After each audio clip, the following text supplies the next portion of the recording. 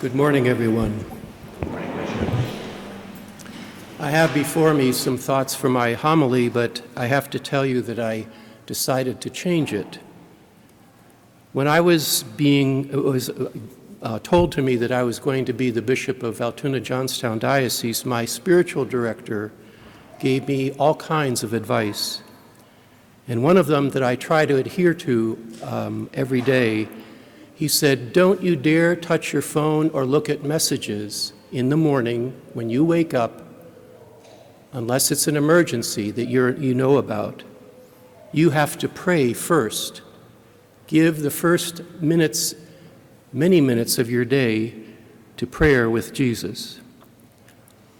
For the most part, I try to adhere to that, and it's very unusual when something else happens. But for some reason, I made the mistake of looking at a news service that I reach every day.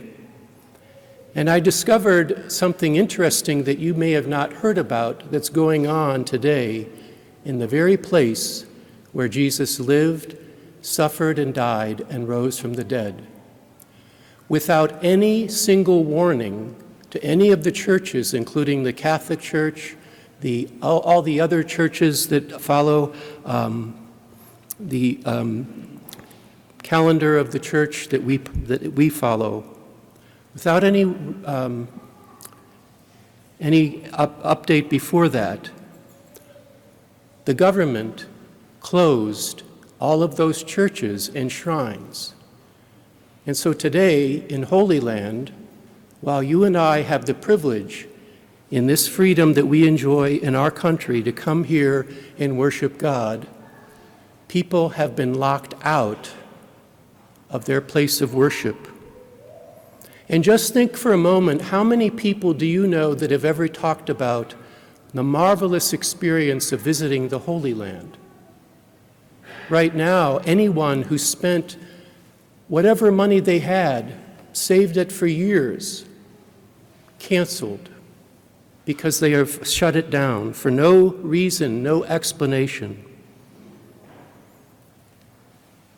This morning, Pope Leo said that during Holy Week, Christians cannot forget how many people around the world are suffering as Christ did. And then Pope Leo said, their trials appeal to the conscience of every single person. And he concludes by saying that he asks for prayers to the Prince of Peace so that he may support people wounded by war and open paths to reconciliation and peace.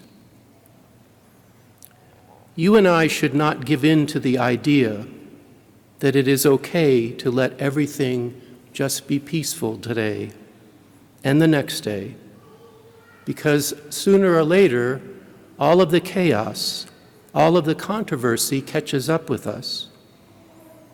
All of these negative reports remind me how much we need peace, not only in places like the Holy Land, but places all over the world, in our local communities, in our homes, in our places of business, wherever we meet and greet one another and even strangers. And lastly, the place above all that we need to find peace is in our minds and in our hearts. So this morning, Pope Leo explained, and he didn't get the message either until this morning about the Holy Land. He said he will continue to address these concerns during Holy Week. He doesn't know how it's going to be resolved, but he invites all of us to join together in praying for peace. Pray here today in this church, pray at home, pray together with your families and friends. It's a significant thing when we are denied the opportunity to celebrate the sacred days of our church. I ask you to keep patient and watch over what the news brings in the coming days. Someone has to explain. But in the end, I doubt I really doubt that they have any good reason.